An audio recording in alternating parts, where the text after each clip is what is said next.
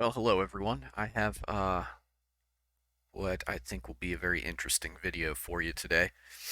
So I recently did an overview of a bunch of, it was just kind of a uh, off the top of my head sort of overview of what I call hidden or restricted technology that's being kept from ordinary people like you and me. It's being held in reserve by the establishment, and no, I don't mean the world governments necessarily. I mean the power structure beyond and above them. Um, and these technologies have been refined over decades. They're very sophisticated. This is next generation technology, and we are starting to see this stuff emerge more and more, and especially in the area of UFOs, unidentified flying objects, or now as they're known, UAPs, unidentified aerial phenomena. This next generation technology is being pitted against current generation technology, um, as the controllers who control this next gen technology are testing its capabilities and probably getting ready to deploy it within our lifetimes if history continues long enough. And so I want to talk today.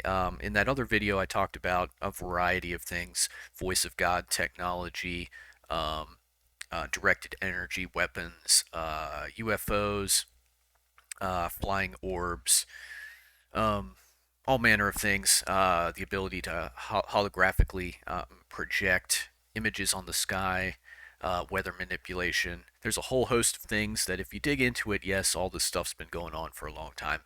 Today, I specifically want to talk about the metal sphere or metal orb phenomenon. And we're going to talk about these things in the sky, and we're going to talk about these things when they fall to Earth. We're going to talk about what these things could be. There's a couple different explanations. I'm going to show you some footage. I'm going to show you some pictures. I'm going to show you some accounts.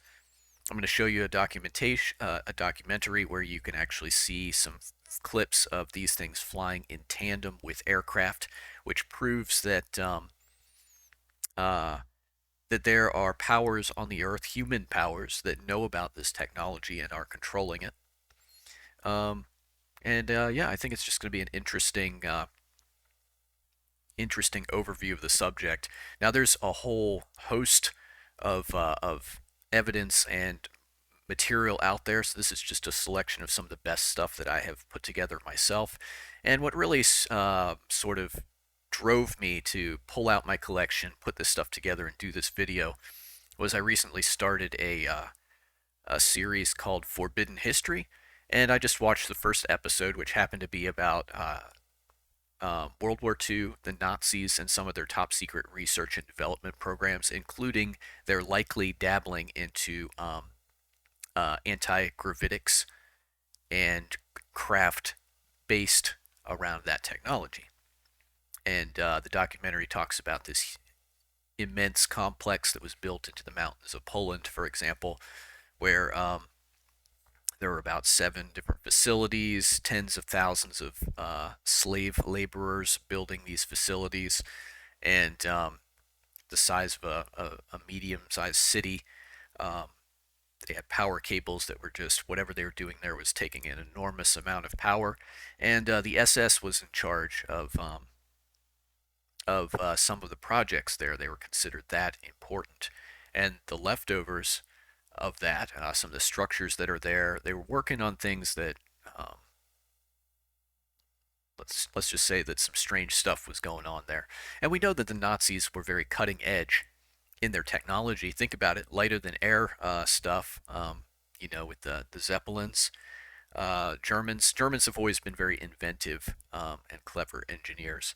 Um, they cutting edge cars, cutting edge aircraft, cutting edge firearms. They are just very clever people, and the Nazis certainly were as well, and they were very much into the occult and into super weapons and harnessing the powers of nature and of the supernatural to achieve their goals. And anyway, so let's start off here. There was this phenomenon during World War II that fighter pilots were reporting, We would just call it UFO stuff today. But they were seeing strange craft, and they were seeing specifically these Foo Fighters. So I'm going to read you this article from Wikipedia, because this is the term that they used. And this is not to be confused with the Illuminati propaganda band, the Foo Fighters, who I guess are a rock group that um, promotes stuff like heliocentrism, the moon landing, outer space, astronauts, and all that. So they are not to be confused with them. And this topic is kind of overshadowed by that rock band. It's kind of hard to dig up stuff on this term without just being inundated by stuff about the music group. But let me read this for you. The term Foo Fighters was used by Allied aircraft pilots during World War II to describe various unidentified flying objects or mysterious aerial phenomena seen in the skies over both the European and Pacific theaters of operations. Though Foo Fighters initially described a type of UFO reported and named by the U.S. 415th Night Fighter Squadron, the term was also commonly used to mean any UFO sighting from that period. Formally reported from November 1944 onwards, Foo Fighters were presumed by witnesses to be secret weapons employed by the enemy, and that is the most logical conclusion of this. So understand something. UFO technology, or UAP technology, as the Pentagon's calling it now, um, let's just think about this. Occam's razor says that the simplest explanation is most likely to be correct. So let's apply Occam's razor and think about this, because the alien narrative is being pushed right now. But understand, we live on Earth. We being humans, human beings live on Earth. This is our home. Human beings are known for developing advanced technology. And UFOs and UAPs represent advanced technology that we are seeing in the skies over Earth. So who is the most likely developer of that technology? Human beings. It's human technology. It's just restricted technology that the existence of it is being kept from the public. And that secrecy layer that the establishment keeps over this stuff is going to be used to sell us on the idea of a possible alien invasion, to stir up fear, to consolidate more control over the human governments, and bring us all under that one world order banner. I have no doubt that there's great evidence. There's a lot of evidence that suggests the establishment has been planning for decades some kind of alien invasion psyop, and I have no doubt that they will roll that out at some point in the future, most likely if they think they can get away with it. But people are starting to wake up to the deception that the establishment is perpetrating upon us, and that's going to make it harder for them to rope the gullible into being led through the nose through fear and the sensationalism of these alien invasion claims. Let's see here. The Robertson panel explored possible explanations, for instance, that they were electrostatic phenomena similar to St. Elmo's fire, electromagnetic phenomena, or simply reflections of light from ice crystals. So it's my understanding from these accounts, sometimes these spheres were fiery, and sometimes they were just a silvery orb. And when we say fiery, different colors of fire. So there's some kind of different a host of slightly different phenomena that are all in this category of Foo Fighters. And my take on that is that these were devices that could emanate some kind of, radiant or flaming effect around them, possibly based on atmospheric conditions or, this particular technology being used to propel them and stuff like that. Let's see here. I don't know that we're going to go into the etymology of the word so much. You can read some of this for yourself. Other proposed origins of the term have been a corruption of the French faux, I guess, for fire, or a corruption of the military acronym FUBAR. And you can read, I'm not going to read all this out loud for obvious reasons. There's some language in here.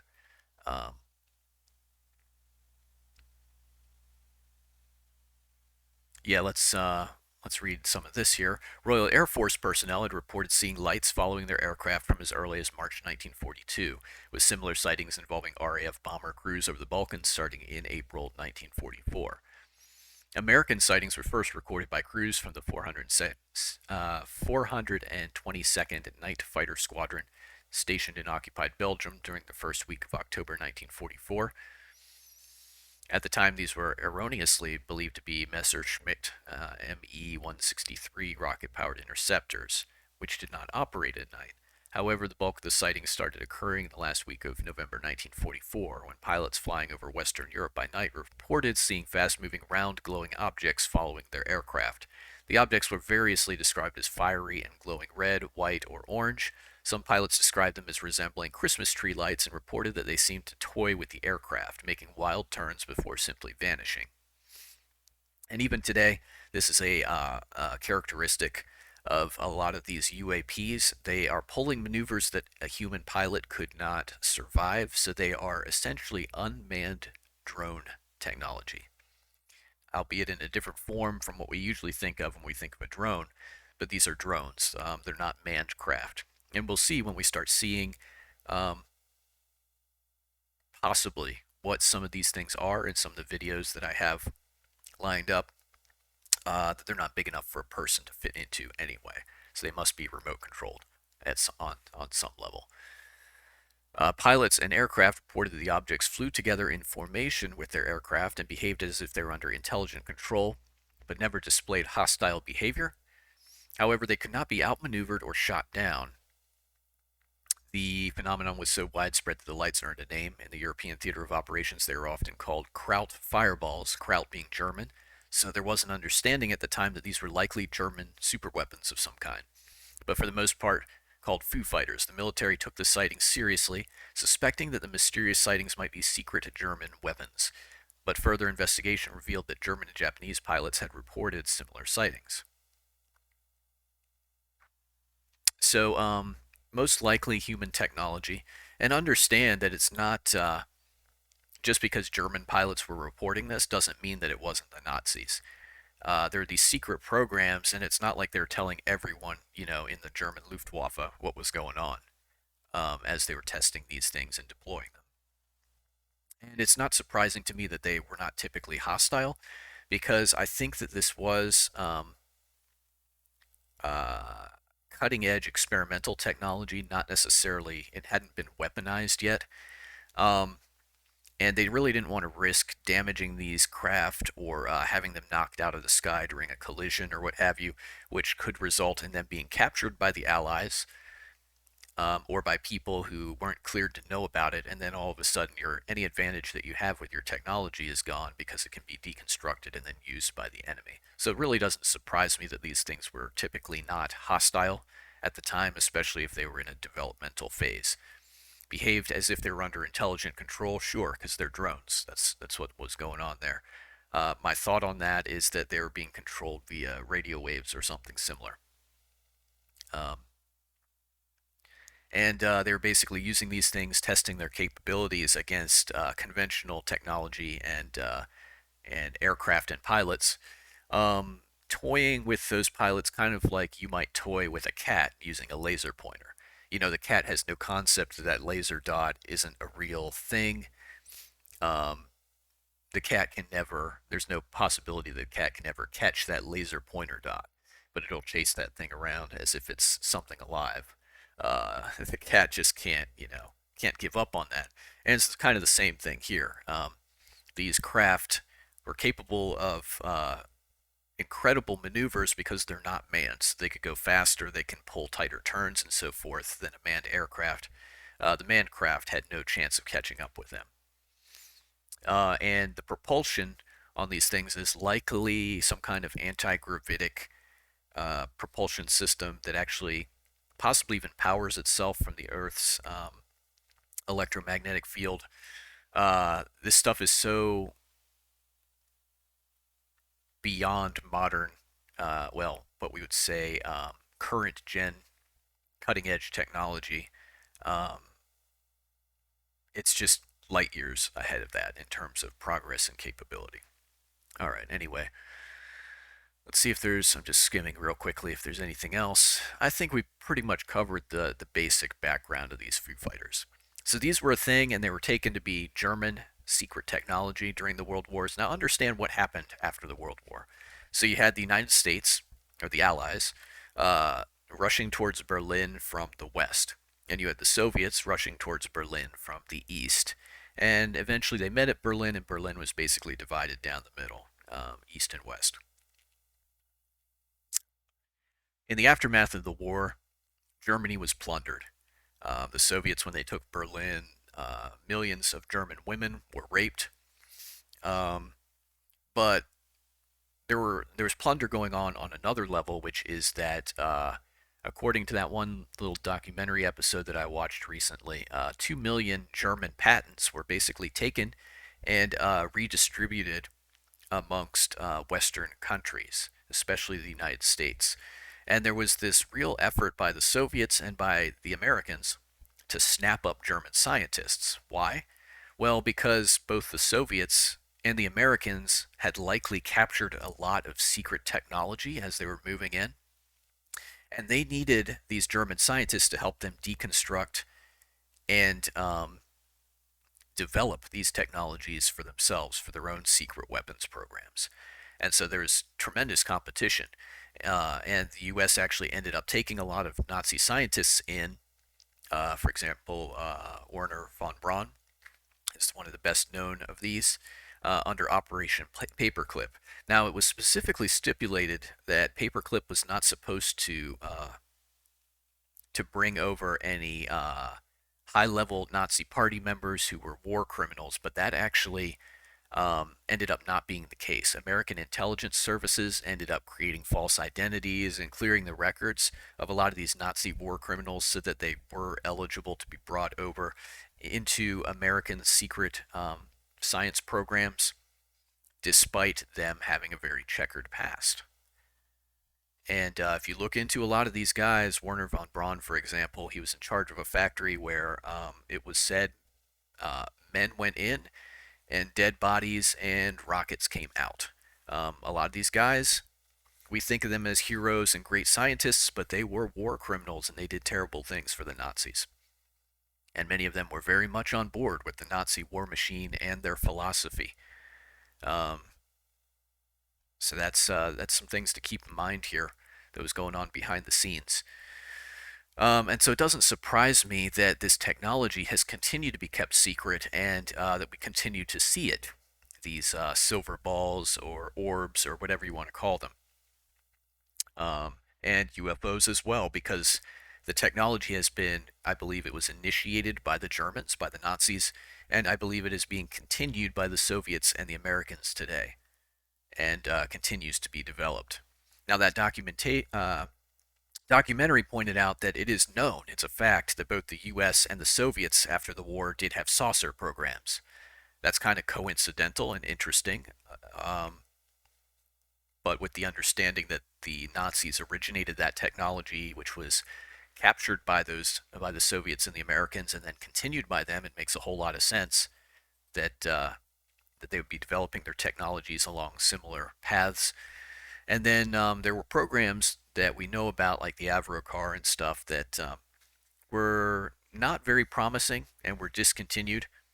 And the documentary points out that the Avro car was using really conventional technology to power that system. There's a giant turbine in the middle. There wasn't some anti-gravitic device. So it's almost like they created this kind of crappy saucer that they could tinker around with for a while and then basically write off as a failure while they carried on the real saucer program in secret, and people would believe that flying saucer technology was dead, gone, and buried, while in reality it continued to develop with great success. And I think that is a highly likely narrative based on my own research and points of data that I have encountered. This article is interesting. Here's a little GIF that shows, you may have just seen it there, the little silvery orb going across this drone camera footage. The drone just happens to catch this. This article points out that something like 52% of modern UFOs, or UAPs as they're called now, are actually these silver orbs. They're not saucers, they're not craft, they're these flying and hovering silver orbs. And I'm just going to read a little bit of this. Where did the flying saucers go? The UFOs that look suspiciously like pie plates, the photos of spaceships that might have been props from a bad 1950s sci-fi movie, like the infamous Plan 9 from outer space. There seems to be a new breed of UFOs out there. They look different. Even their name has changed. Instead of UFO, the US government now uses the term UAP, short for Unidentified Anomalous Phenomena. Okay, I got that a little bit wrong. Oh, okay, no, I didn't. Or Unidentified Aerial Phenomena.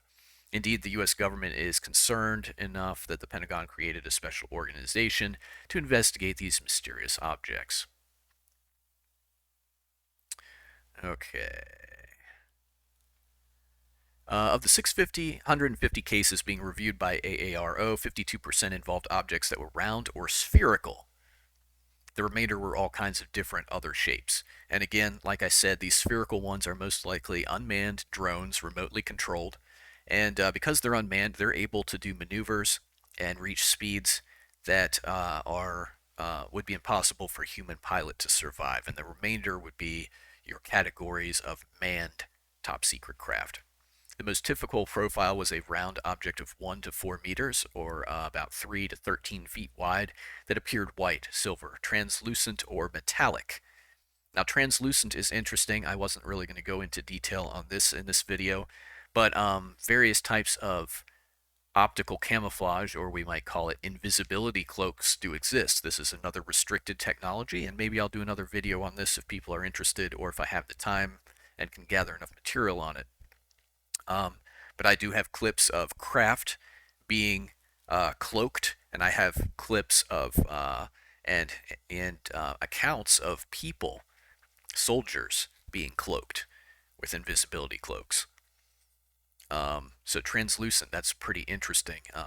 And we will see a little later when I get into videos and pictures of some of these things, that some of them are wrapped with what looks like spools of metal strips or wire or something like that. I think that this is technology that's being used to mask a hard shell as a sort of radar cloak, basically.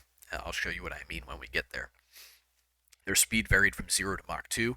Most were observed flying at altitudes of 15,000 to 25,000 feet, though this might only be because terrestrial aircraft, which report many of the UFO sightings, fly in that altitude band, Kirkpatrick said. Yeah. And while we're on the subject, this documentary actually has some clips in it of airliners. I believe one of the clips that I'm thinking of specifically that I have in my mind's eye right now is of a jet plane, and it's spraying some kind of chemtrails, and there's a couple of these orbs, these metal orbs that are flying in formation with the plane. And if that was indeed coming from this documentary, which I'm pretty sure that it was, that's proof positive that there are human beings who know what this technology is and who are using it. Okay? So just take the whole aliens part of it out of the equation. That's deception.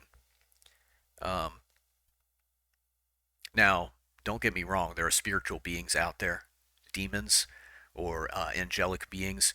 In the Christian cosmology, we separate those into angels or demons. Angels being the messengers or servants of God, and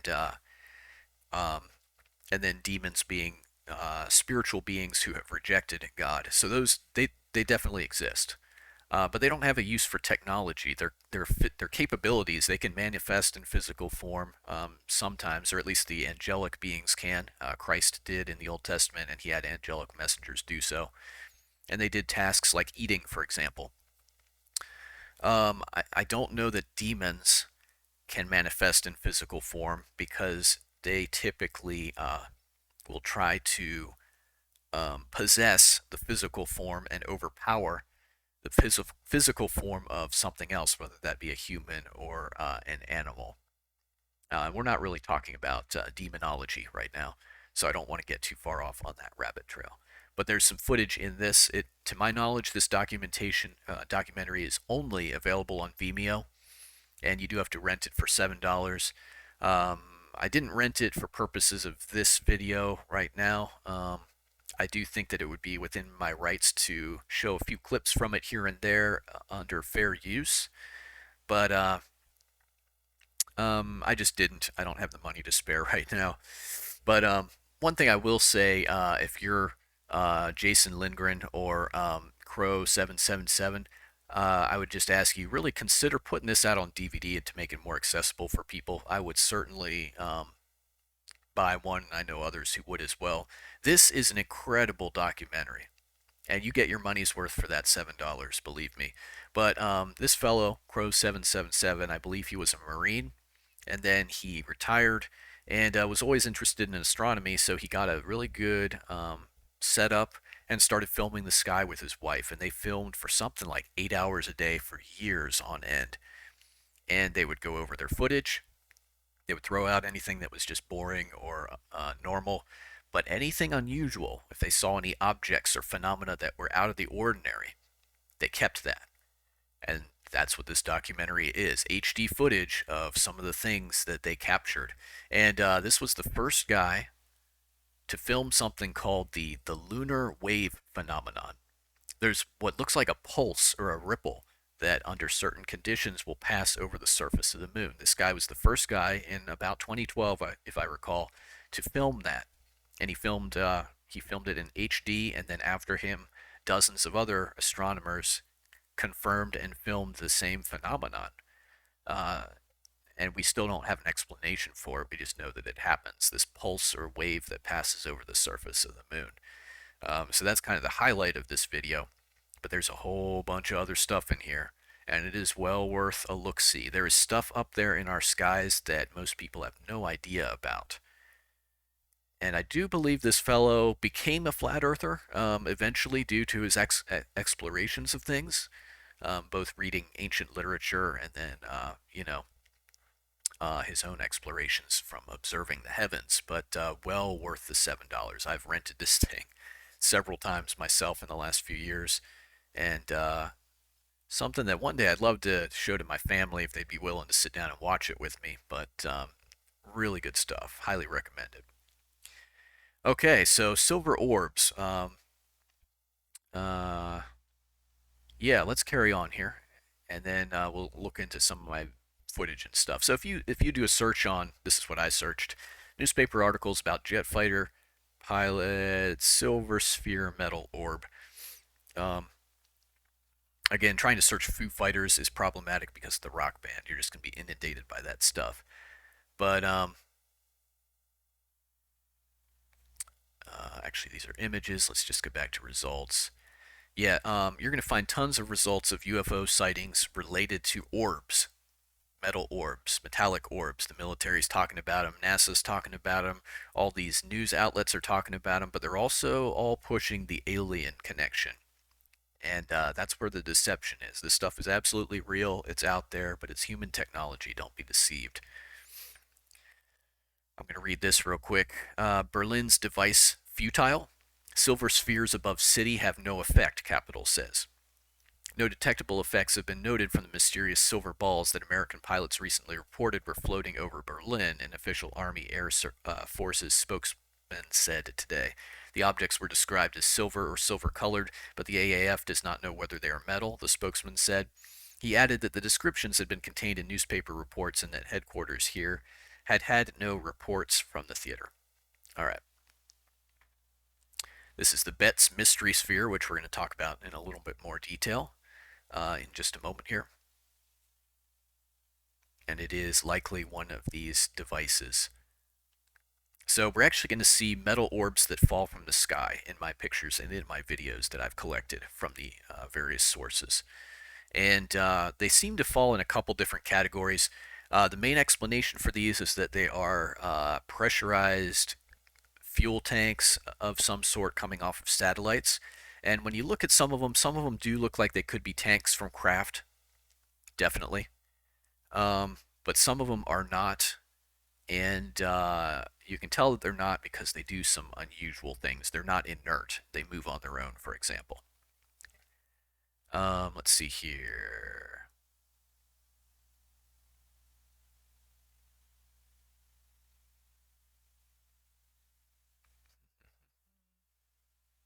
All right, let me read this. This is about the Betz mystery sphere, I believe. Yeah, just by way of introduction, we'll see some videos on this as well in a moment. The Navy says a mystery sphere found by the Antoine Betz family is only a stainless steel ball made somewhere on Earth. Okay, that's probably true.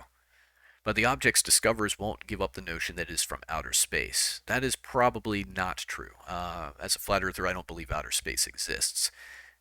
Did it come from the heavens, from the sky? Yeah, probably. Did it come from outer space? I don't think so. But anyway, maybe we've just become overattached to it, but the ball is odd, and even the Navy called it a Mexican jumping bean. And we'll talk about why in a moment. This thing is not inert. Who could say what's on another planet? Even speculations have been proven wrong. See, this is the problem. 140 odd years or more of science fiction have rotted people's brains, and that's the first thing that they jump to when they come to anything like this. They don't think through critically. They don't apply Occam's razor. No, it's space aliens, and in this case, the Navy was probably right to some degree. I think the Navy, at least depending on who it was who examined the sphere, they had a little bit more knowledge than they were letting on about what this thing was and where it came from. But anyway, the Navy says what it isn't. They say it isn't an explosive, so we still want to know what it is. Mrs. Betts said that she is sending it by jet today to Dr. J. Allen Hynek, an astronomer and UFO expert at Northwestern University in Illinois. Mrs. Betts said an expert from Omega Minus One, a research firm based in Baton Rouge, Louisiana, examined the sphere for about 6 hours Saturday. He found radio waves coming from it and a magnetic field around it, she said. And that does not surprise me at all. So this thing, these orbs would have to be communicating back. They would require, if they're drones, two-way communication so that their operators can be aware of where they are, and then also send them instructions for controlling them and so forth. Anyway,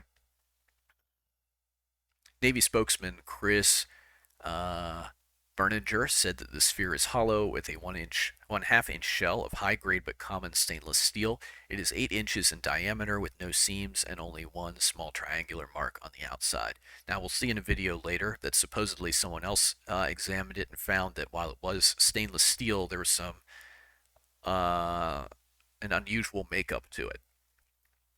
Inside the sphere, tiny beads of residue from the manufacturing process roll around and make noise, he said.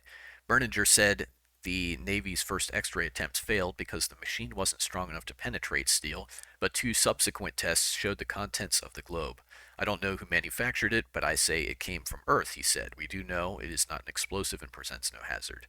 And I agree with him again. It came from Earth. It's human technology. Now, it was flying in the heavens, the atmosphere, most likely. Berninger conceded that the sphere did not move at the Betts house. I believe it's because did move at the Betts house. I believe it's because of the construction of the house, he said. It's old and has uneven stone floors. The ball is almost perfectly balanced and it takes just a little indentation to make it move or change direction. And I'll let you judge for yourself in a little bit because actually I'm not sure that the video I have is of the Betts sphere. It may be, it may not be. It is of one of these similar spheres that is moving on its own. Anyway, Mrs. Betts said any further tests by the Navy would require cutting the metal, and she wants to avoid that. She said she hopes that Dr. Hynek can come up with some sort of answer for her. All right, so let's go on, and I'm going to show you some videos about metal spheres falling from the sky. And these are all fairly short, like a couple minutes each, with the exception of the very last one, which is about 7 minutes. And I'm just going to let them run. We'll go through them one at a time. And I may make some commentary here and there. And there may be some mild language in a couple of these, but it is mild, nothing outrageous. Did a video on the flying spheres or orbs, and then I also came across the space balls, as they're known. As we send stuff up into the sky, some of these tanks fall off and then land all over the place. Yep. And so I wanted to start with this video because that is this guy's understanding of things, that these are tanks coming off of spacecraft. Um, Now, I don't hold to spacecraft, but there are definitely satellites up there, which is apparatus being suspended from high altitude balloons. And does stuff fall off of these? Yeah, you bet it does. I'm sure. Um, and you will see in these videos that some of them probably are tanks. They look like they could be tanks. Um, they just have that appearance to them. But then we're going to see some that aren't and don't fit the pattern. So there are orbs falling from the sky.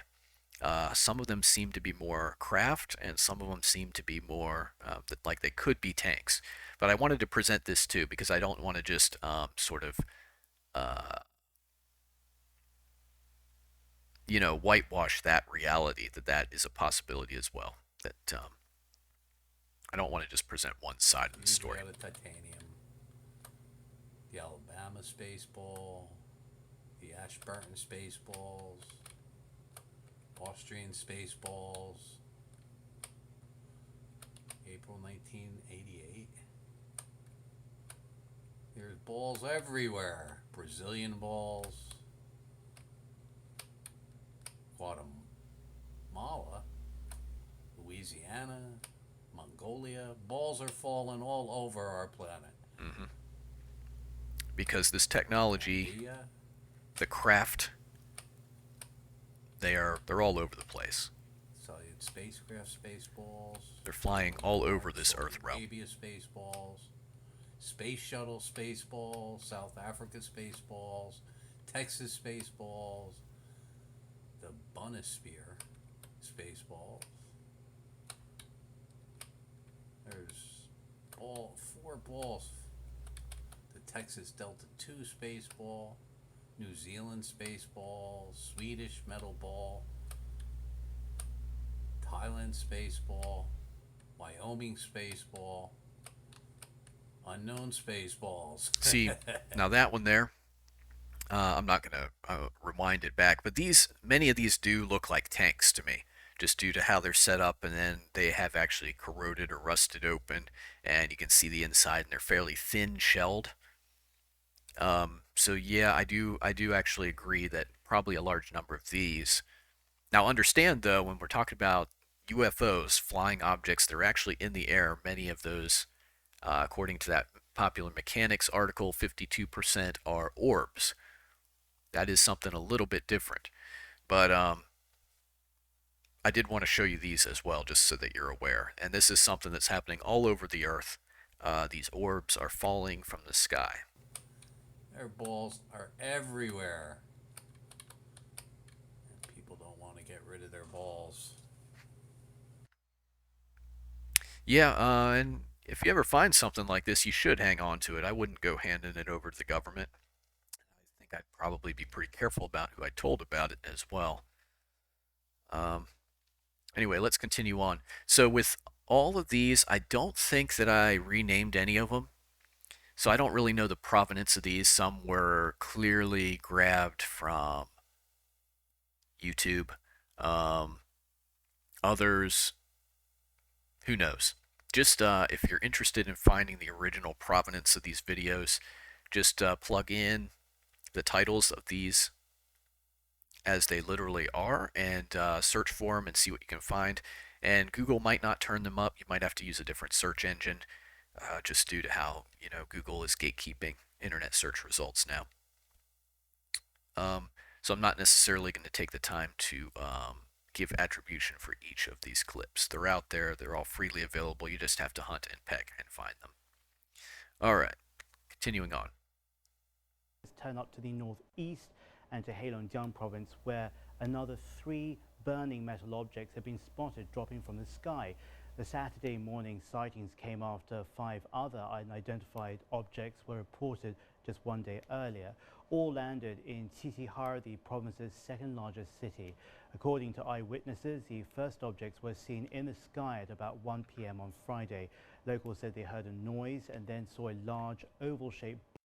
See, now in this case, and actually, I believe he's about to say oval-shaped fireball, something like that. Ball of fire. Yeah.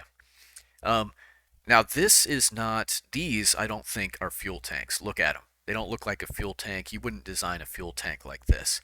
There's some ornate Ornate's probably not the best word. There's some structure to these things that's intentionally there to change its the aerodynamics of it. Um, these don't seem to be fuel tanks. And then, as mentioned, they were hovering in the sky. There was a fireball associated with them, and then they fell to Earth. So these do seem to be more like the metal orbs that we're talking about, the Foo Fighters, the UAP type phenomenon. These don't seem to be tanks. Land in a vegetable garden. Photographs of the fallen object show a Yeah, metal look at sphere that. half covered by a layer with a jagged edge. One of the balls measured 70 centimeters in diameter and weighs around 40 kilos. Residual nitrogen gas was also identified inside one of the objects, leading some to speculate that it was a nitrogen booster from an aircraft. Let's turn up to the northeast and to Heilongjiang province. Okay.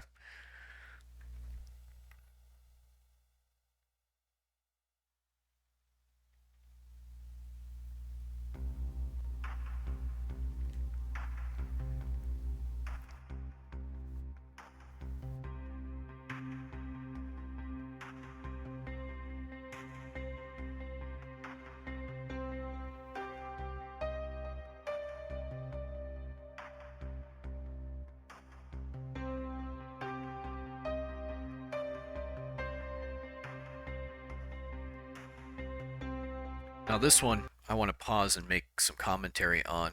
So here we have a metal sphere, but it's almost wrapped in this silvery whatever this is.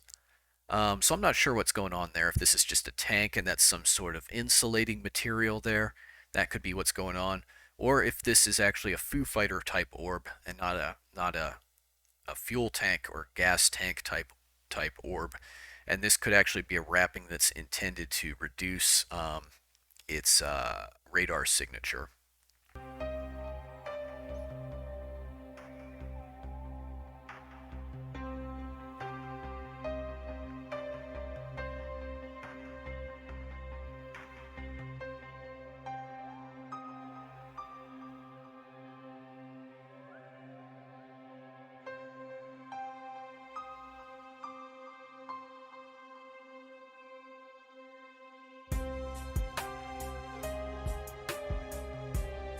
I had several videos about this one in Brazil. I just went and chose the one that had kind of the best angle of it.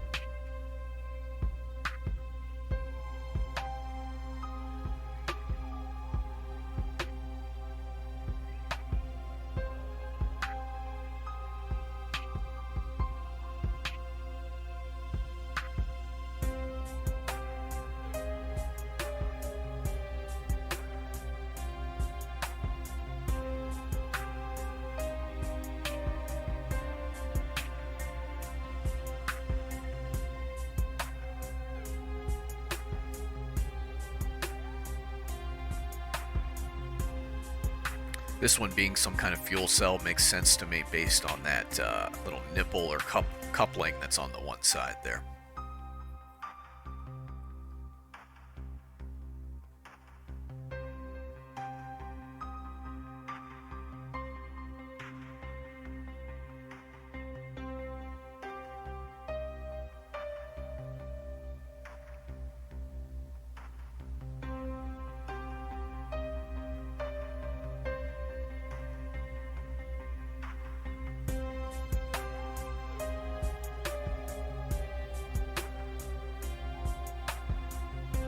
It's very hard to take down a satellite, a real satellite, which in the flat Earth cosmology or understanding of things, um, it's an apparatus that is being suspended from a high altitude balloon. And the apparatus can be the size and weight of a 747 jet. Some of these balloons are 400 feet in diameter and they can carry a tremendous payload. and they are up above the layers of the atmosphere where the weather is, and they just make circuits over the Earth realm. Um, and But it's hard to take them down. For one thing, the envelopes of the balloons, they aren't. It's not like a party balloon that you can pop it with a pin. The reason that a party balloon pops like that is because the pressure inside the balloon is so much greater than the surrounding outside pressure, and so it equalizes very violently. When it's popped, the balloon rips along the paths of least resistance, and boom. It's a little different with a craft balloon canopy. The pressure inside and out is equalized. So you can shoot through it with a rifle, for example. The bullet's just going to put a relatively small hole in that envelope, which is going to leak extremely slowly. It's going to take a long time. You could even pump hundreds or thousands of rounds into an envelope like that, and it's probably not going to bring that craft down, which is why balloons, observation balloons, have been such an effective tool in the past. And understand that they're also high up enough that what's considered to be a pretty long shot for I mean a shot of a mile. That's a pretty long shot for a sniper. So the range of firearms is pretty short, and these things are going to be out of reach for a lot of weapons technology. They're high enough that they can actually hover very high up where you'd need a high altitude aircraft to even reach them or engage them. And so they are pretty difficult to reach and probably to take down, but they're most likely are technology and weapon systems designed to destroy these platforms. And so that may be what's going on with these tanks and debris that's raining down, that occasionally one of these is destroyed for military reasons and its remains scatter on the Earth realm below. Probably a lot of this stuff lands in the ocean because, 7/10 of the Earth's surface is covered by water, or so we're told, anyways. But you do occasionally have this stuff raining down on Earth as well. However, there are still those floating orbs or UAPs in the mix also, which is not to be confused with the fuel tank type orbs that are falling from the skies. Now, this video is going to go into the alien connection and the ancient past connection as well in just a moment. Here it's going to show a few images. I will say this, that orbs are depicted in a lot of ancient sources. It doesn't necessarily mean that they're describing or seeing the same things that we are today. So I do want to just make that distinction. You're going to see some, well, that's, the sun disk there. Um, you're going to, well, as we get to it, I'll point some of these things out. Yeah, like, is that a UFO? Maybe, maybe not. I'm not even sure where this particular footage is coming from, whether it's from one of these ancient aliens documentaries or what have you. But that could be any number of things. That's not necessarily um, a UFO there. It could be a kayak or something like that. So you got to be careful about reading too much into this stuff. I believe these are in South America. There's a culture that just for some reason carved out these stone balls and left them around, and the purpose of them is not clear. Maybe it was some sporting related thing where players had to push these balls or what have you. There were sports that did use stone balls in some South American cultures. So we don't really know what this is, but the sphere was considered a geometrically perfect shape in a lot of cultures. Um, these sculptures can't necessarily be associated with our orb UAP phenomenon. It's an interesting correlation, but is there connection there? Probably not, in all honesty.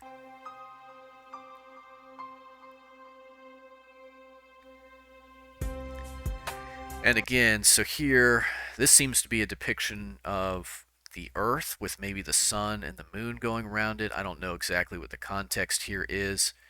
Um, but does this correlate to our spherical orb-like UAPs? Probably not. Orbs had significance of, they represented things like the power of monarchy, for example.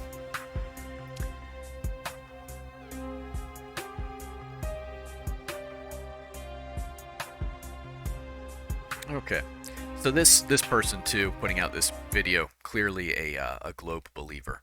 As with any material that I put out, because I'm certainly not infallible myself, um, take everything with a grain of salt and understand that I'm pulling this stuff from a variety of sources. So take the good and leave the bad. All right, let's continue on. We have reports coming out of Vietnam that local residents said that these falling balls were coming down out of the sky and it reminded them of thunder. These metal balls came crashing to Earth, not on fire, but impacting the Earth. And as you can see here, some of them, left a dent in the Earth upon impact. But really, these objects that fell, three of them, they say, didn't get damaged in the process. They're made of some type of metal. They're saying they do not seem to be explosive or any danger to the people now that they've stopped falling.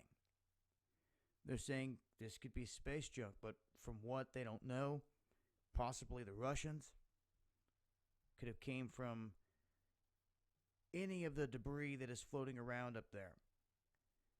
But anytime something comes in from space, it's rather interesting. People not knowing exactly what they're looking at or dealing with, but at the moment, it's just that a mystery. They're not sure what it's connected to. And, to fall from space, all these objects came down and didn't take any damage. I mean, huge metal balls to come falling all that way, they took no structural damage. Yeah, and Like see, the that's amazing sphere to him itself. because he holds to the There idea was of outer no other space. parts discovered with this, like no other wreckage. If it came from something else, like not even one part. So And that is a little weird in a lot of leave a these link with cases, more info. Keep you guys posted with other details as I come. that these orbs are falling down and they're not always accompanied with other debris. That is a little unusual to me. Um, I don't really have an explanation for that. The description of them falling like thunder is kind of interesting because if you have a sonic boom of a fighter craft, uh, you know, um, so was this a strike against some kind of satellite suspended by balloon somewhere up in the atmosphere, and then some of these pieces rained down from it? Maybe. I don't know. Hard to say what's going on in some of these cases. Anyway, let's continue on. Um,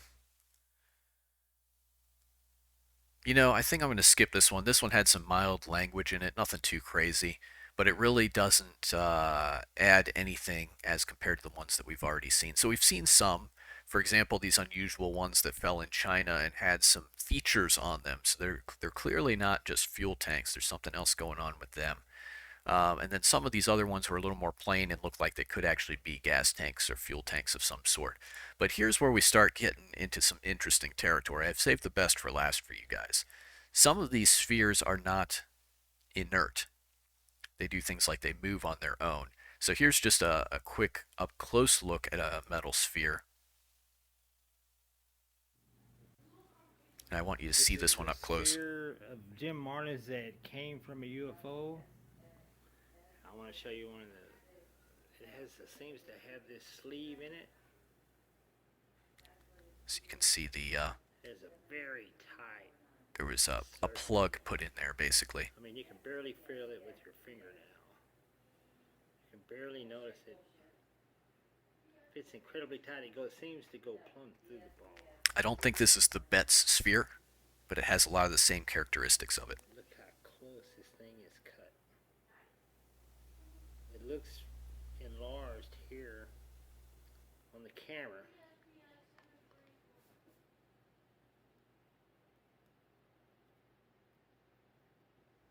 And so this one's interesting because there's no nozzles, there's no You can nipples. barely feel it with your fingernail.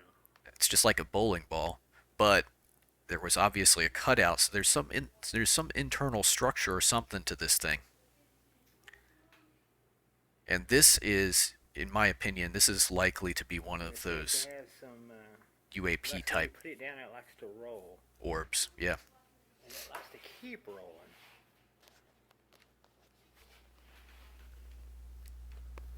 All right, so we're gonna skip. Eh, yeah, we're gonna skip the rest of this video. He sets it down, and you only get to see a second or two of it moving. We're gonna go to this one, which is a much better quality of it moving around for a couple minutes on the floor. Holy cow. Notice that this one, it's clearly not a gas tank. And we can say that because it's featureless. It's like a bowling ball, except for that plug that's been cut out and then put back in. Now, I don't know. He mentioned the name of the guy who owns this one. I don't know the provenance of it, where it was found, or anything like that.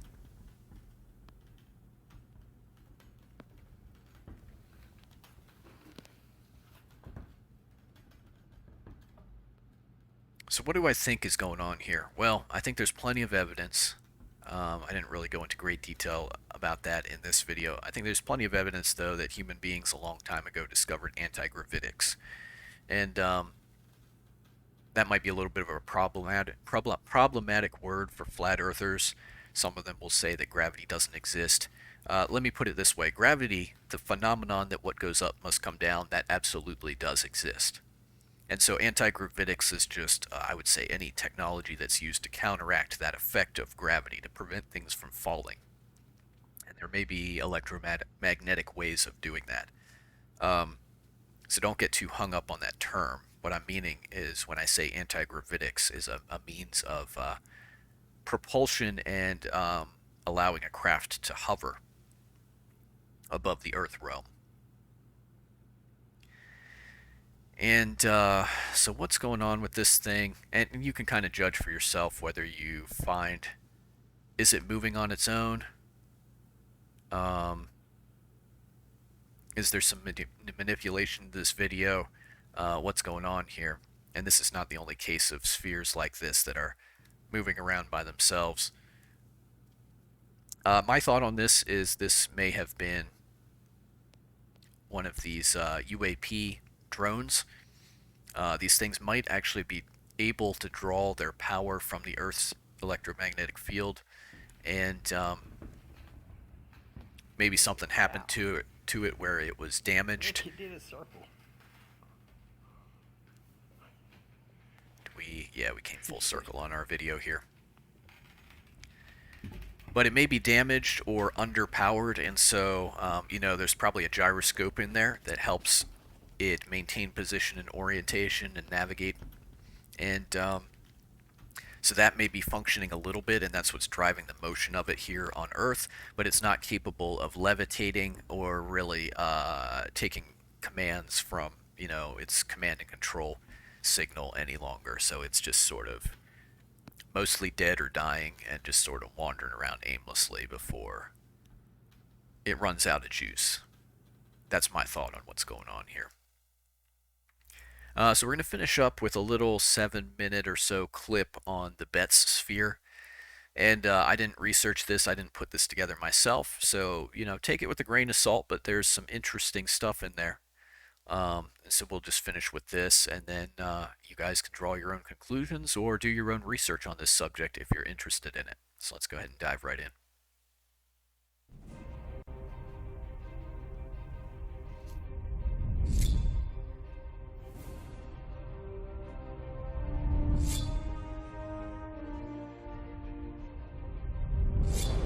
I'm guessing this one came from YouTube.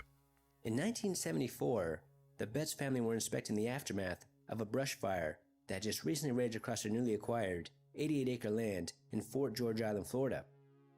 And while they were assessing the damage, they stumbled upon a highly polished metal orb. At first they wondered if this orb was from NASA or maybe even a Russian satellite, and they also wondered if this sphere was the cause of the fire as a result from it falling from the sky and crashing onto their property. But after searching, they saw no signs of a crater, and the orb showed no signs of any damage whatsoever. So then they figured that it must be an old cannonball, although it did appear to be in near perfect condition. Now the family thought that it was a very neat find, but at that time, they really didn't think that it was anything special. So the 21-year-old son, Terry Matthew Betts, decided to keep this orb in his room on the window seat. And a couple of weeks later, Terry had some friends over, and they were playing with the guitar when all of a sudden the orb started to move on its own, and it started to display some very strange behavior, and it was also humming. Now Terry was amazed, so he showed his family, and they too were also amazed. In fact, they were speechless as they just couldn't believe what they were witnessing. Then, they started to do all sorts of experiments, and they believed that this orb was also producing high-frequency waves as their female poodle would whimper when she got close to the orb, and she would try to use her paws to cover her ears. And when the Betts family rolled the orb across the floor, the orb would stop all by itself, then it would vibrate, change direction, then return to the person who rolled it. If they rolled the orb on a table, it would move, but it would change direction right before falling over the edge. And it also seemed to be more responsive when it was a nice sunny day, opposed to a dark and rainy one. So it seemed that this orb was somehow solar powered, and as if something inside was able to control it. It's like it had its own guidance system. And the Betts family were actually afraid that it would leave the house on its own. So when no one was playing with it or watching it, they would place the orb in a sealed bag so it couldn't escape. Now the Betts family wanted answers, so they contacted the Jacksonville Journal. And the Jacksonville Journal were very intrigued by the story, so they sent out a photographer to take a few pictures of the orb and to see if this was the real deal.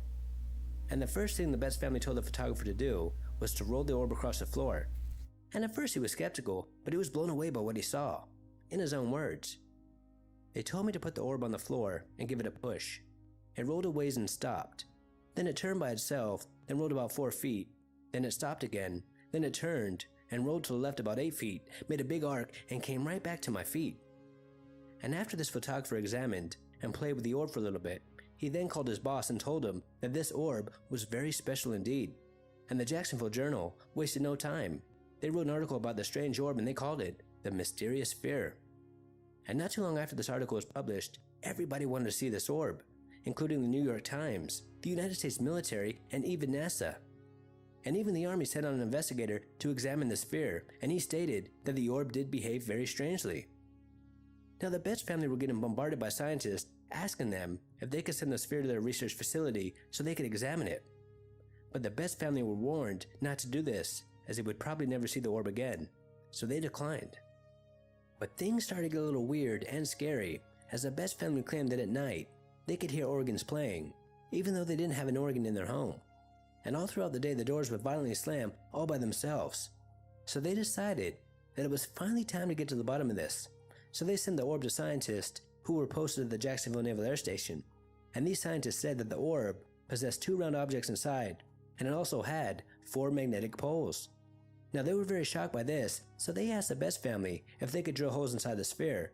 But the Betts family didn't want them to do that for fear of damaging the orb. And since the scientists concluded that this orb was not a product of the United States military or NASA, etc., they gave it back. Then the Betts family, then another scientist, Dr. Wilson, examined the orb, and he stated that there was in fact radio waves coming from inside the sphere, and it was surrounded by a magnetic field. He also stated that the orb did have multiple magnetic poles, just as the Navy said, and according to Dr. Wilson, this defied all known laws of physics. Now the Navy told the Betts family that the orb was made out of stainless steel, but Dr. Wilson said that it contained an unknown element, making it slightly different from steel. And Dr. Wilson also believed that it was possible that this sphere was made by an intelligent, unknown life form, extraterrestrials. But the Navy disagreed with that statement. Then a Dr. James Albert Harder examined the sphere, and his examination and conclusion sent everybody into a panic, as he said that this orb was an extraterrestrial doomsday device. Dr. Harder believed, based on his X-ray studies, that the 2 internal spheres are made out of elements far heavier than anything known to science. While the heaviest element yet produced in any atomic reactor here on Earth has an atomic number 105, and the heaviest element occurring naturally on Earth is uranium, with an atomic number 92. Harder claims to have determined that the Betts sphere has atomic numbers higher than 140, and if one were to drill holes into the sphere, he asserted, perhaps the masses would go critical and it would explode like an atomic bomb. So it was a good thing that the Betts family didn't let the Navy drill holes into this orb, and he also said the people should stay as far away from this orb as possible. Then right after Dr. Harder's statement about the sphere, the Betts family and the orb just disappeared. There were no more articles, no more examinations, just nothing. It was like they vanished into a black hole, and people started to believe that after Dr. Harder's conclusion, the military got involved. Now, still to this very day, 40 plus years later, a lot of people are still wondering what the heck happened. How could the Betts family and the sphere just disappear like that? This was a very popular story. The media couldn't get enough of it. And there are still so many unanswered questions. Was the orb made by extraterrestrials? Was it really a doomsday device? Or was it just a very clever hoax? And sadly, I guess we will never know. But over the years, a lot of people have come forward claiming that they know the truth about this mysterious sphere. And a lot of websites say that they have debunked it. And there is no credibility to these claims whatsoever. One such article comes from Skeptoid. Within Skeptoid's article, a man claimed that he had gotten the sphere from a friend who had got it from a company. And when this man was driving home, it fell off the roof of his van, then the orb fell onto the Betts property. And when this man was asked what was his friend or the company's name, the man wouldn't say. Well, okay, that solves it then. This guy must be telling the truth. The Betts sphere is now finally solved. I mean, come on. Now, I respect these type of debunking websites, especially Skeptoid, but just because some man comes forward with a story does not mean it's debunked. And if a company made the sphere, I'm sure the scientists and doctors who examined it wouldn't have been so amazed by what they found, making the Betts sphere one of the greatest mysteries of the 20th century. Until next time, this is Paranormal Junkie. Make sure to hit that subscribe button and stay tuned. All right, so obviously there's kind of the alien connection made in this particular video. One thing that I probably should bring up, because there's some paranormal stuff mentioned in this video too, and it's hard to say with these types of videos how sensationalist they are. So I had heard in a different account related to the Betts sphere that at one point the family went and sent it off somewhere to be examined, and then when they got it back, it was just not behaving the same way that it had when they sent it off. And I don't remember all the details of that. It's been a long time since I've done a deep dive into this stuff. But my conclusion personally was that probably at some point they were given a substitute. It had been swapped out and they were given an inert stainless steel sphere. And that the Betts sphere that they originally found was then taken back into the possession of the establishments, that it wouldn't be out publicly available any longer. So it's really hard to say exactly what's going on with this stuff, but I do think that these are that these are human technology and the explanation for these orbs that people are seeing in our atmosphere flying around. And then another question that we should just touch on very briefly, is there a spiritual component to this? Because there was a little section in this video that talked about what you might call poltergeist sort of phenomena, doors slamming in the house, organ music. It's hard to say exactly what's going on there. So there was a little bit of the sphere responding to music, and whether that's just the sphere picking up on certain frequencies that might have been used to control it while it was in flight mode, and then responding by putting out its own signal. Again, there needs to be two-way communication with these UAPs if they're a drone-type technology. So some of that might be going on, but then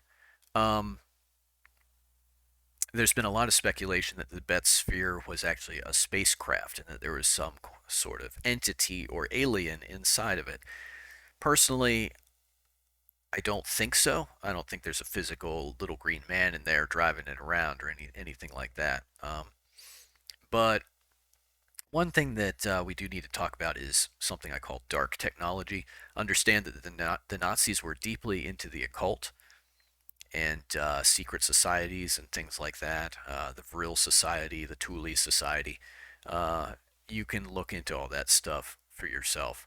I do personally believe that there are certain branches of science that have been inspired by demonic entities. There's a wisdom that comes from God, and there's a wisdom that is earthly, that is devilish and sensual, the Bible says. So when you look at some of these great scientific innovators of the past, a lot of them were involved with the occult and with secret societies. And you got Jack Parsons of the Jet Propulsion Laboratory, who was an OTO Satanist. You have many of these NASA astronauts who are Freemasons. Those of you who are flat earthers who've studied that stuff in detail know what I'm talking about here. Quantum computing is very troubling, very troubling. And then you kind of see things like with Elon Musk and trying to connect the digital world with the human brain, and then understand that Musk comes from an Illuminati family. His mother was a witch. He had children with a witch. Um, Musk is he's not a good guy. He's playing for the other side. Um, so there is a spiritual component here, and then there seems to be an effort, and I say this um, based on my research into quantum computing and based into my studies in the scriptures. There does seem to be an effort to create interfaces for demons. What do I mean by interfaces? Well, as I mentioned very briefly in the beginning of this video, and I was not intending to go here at all, um, demons seem like they are limited in their capabilities when it comes to interacting with the physical world, but they want to more directly act with the physical world. And so there are efforts being made. So CERN, for example, and in opening portals and making the physical world and the spiritual world overlap and intersect so that demons can actually interact with this plane in a very real manner. Um, there's efforts, like I do believe what Musk is doing with connecting the digital world to the human brain. Um, and then quantum computing's getting in the mix. Quantum computing is you look into what they're doing with it. They're using intelligence and resources in other dimensions to power those computers. Well, if you want to translate that into a biblical worldview, we're talking about they're tapping into demonic intelligence for these computer systems. That's what's going on there. And when you start connecting that with the human brain via these interfaces Musk is working on, they're trying to create vessels that demonic entities can actually go into and control directly. They're trying to make human beings vehicles for demons. I believe that is one of the goals of dark science, and we do see that eventually the key to the bottomless pit is going to be opened up, and those demons are going to be able to interface and interact with this material world and torment humanity. That is something that's actually going to happen. And the scary thing about it is there are people who are trying to make it happen. Now they're looking at this from a godless, a secular perspective, thinking that there's other dimensions out there.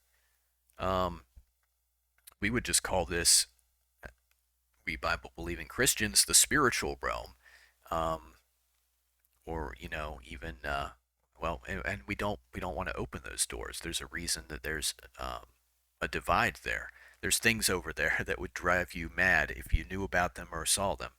Um, God created things with a certain order to it, and there's things that we're not ready to encounter, and doors we're not ready to open, and we shouldn't try to bash those down before their time. So, is there a spiritual component to this where these devices may, in some way, be controlled by or influenced by or communicating with to some degree the spiritual realm? Is that maybe where some of the movements and stuff are coming from in these devices? I don't really know. I'm not a physicist, and I've never handled or seen in person, one of these silver orbs, so I really couldn't say. Um, but my personal thought on this is that they're just human technology that is beyond the understanding of our current general consensus view of reality. But there are people who understand how these things work, and they're keeping that from the rest of us. Anyway, I hope you have found this video to be interesting, and as always, feel free to leave comments. Have a good one.